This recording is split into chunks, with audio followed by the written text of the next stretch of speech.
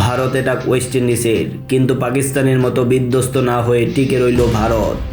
বলছিলাম টি-20 বিশ্বকাপের কথা। ওয়েস্ট ইন্ডিজকে হারিয়ে সেমিফাইনালে চলে গেল ভারত।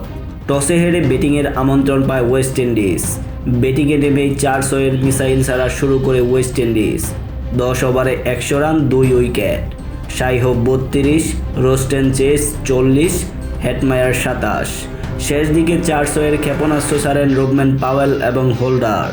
পাওয়েল 19 বল থেকে 34, হোল্ডার 22 বল থেকে 37 রান করেন। ওয়েস্ট ইন্ডিজের 20 ওভারে সংগ্রহ দাঁড়ায় 195 রান। 196 রানের টার্গেটে ব্যাট করতে নেমে শুরুতেই আঘাত হানে ভারত শিবিরে। অভিষেক শর্মা 10 রানে ফিরে যায় সাজগড়ে। তারপরেই যেন ঘুরে দাঁড়ায় ইন্ডিয়া। স্যামসনের পাল্টা হামলা, ওয়েস্ট ইন্ডিজ আর সোজা হয়ে দাঁড়াতে পারেনি।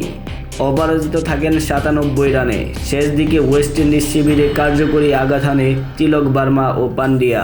তিলক ভার্মা 27 এবং হার্দিক পান্ডিয়া করে 17 রান। ফলে 4 বল বাকি থাকতেই ইন্ডিয়ার সংগ্রহ দাঁড়ায় 196 রান এবং ওয়েস্ট ইন্ডিজকে 5 উইকেটের ব্যবধানে হারিয়ে সেমিফাইনাল নিশ্চিত করে ভারত।